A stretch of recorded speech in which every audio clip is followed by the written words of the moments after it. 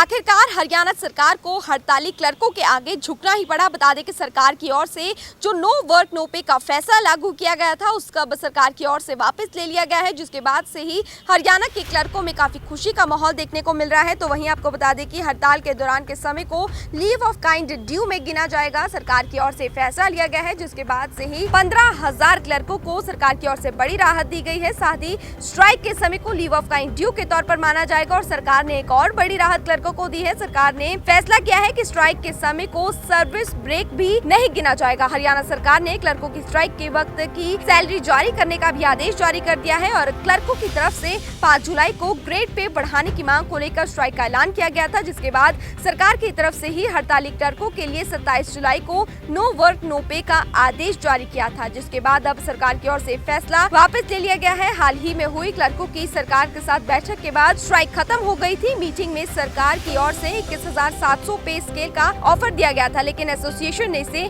ठुकरा दिया था। इसके बाद इस मामले में 2 रिटायर्ड IAS अधिकारियों के साथ 4 से 5 सदस्यों की कमेटी बनाई गई है और ये कमेटी 3 महीने क्लर्कों की सभी मांगों पर चर्चा कर रिपोर्ट तैयार करेगी। तब तक राज्यव्यापी क्लर्कों की हड़ताल स्थगित रहेगी और हड़ताल के दौरान सभी क्लर्कों को सरकार ने रुकी हुई सैलरी देने का भी फैसला किया है और हड़ताल पर चल रहे क्लर्कों को मनाने के लिए अब तक 5 दौर की मीटिंग भी हो चुकी है। हालांकि सरकार ने देर रात हुई इस मीटिंग में एस्मा लगा दिया था, तो वहीं इसी के साथ ही अब लगातार जो कमेटी गठित की गई है उनकी ओर से एक रिपोर्ट तैयार की जाएगी, जिसके बाद अब क्लर्कों की मांगों को लेकर फैसला लिया जाएगा। आखिरकार हरियाणा सरकार को हड़ताली क्लर्कों के आगे झुकना ही पड़ा। बता दें कि सरकार की ओर से जो नो वर्क नो पे का फैसला लागू किया गया था उसका अब सरकार की ओर से वापस ले लिया गया है, जिसके बाद से ही हरियाणा के क्लर्कों में काफी खुशी का माहौल देखने को मिल रहा है। तो वहीं आपको बता दें कि हड़ताल के दौरान के समय को लीव ऑफ काइंड ड्यू में गिना जाएगा। सरकार की ओर से फैसला लिया गया है, जिसके बाद से ही 15,000 क्लर्कों को सरकार की ओर से बड़ी राहत दी गई है। साथ ही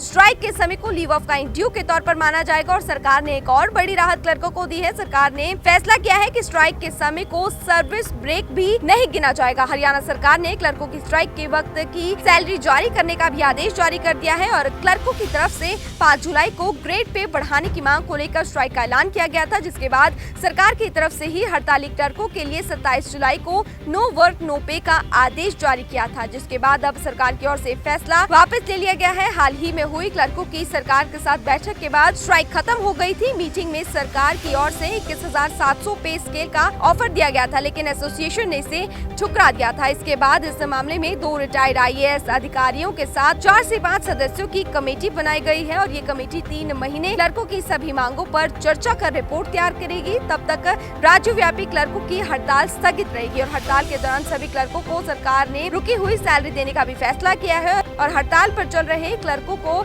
मनाने के लिए अब तक 5 दौर की मीटिंग भी हो चुकी है। हालांकि सरकार ने देर रात हुई इस मीटिंग में एस्मा लगा दिया था, तो वहीं इसी के साथ ही अब लगातार जो कमेटी गठित की गई है उनकी ओर से एक रिपोर्ट तैयार की जाएगी, जिसके बाद अब क्लर्कों की मांगों को लेकर फैसला लिया जाएगा।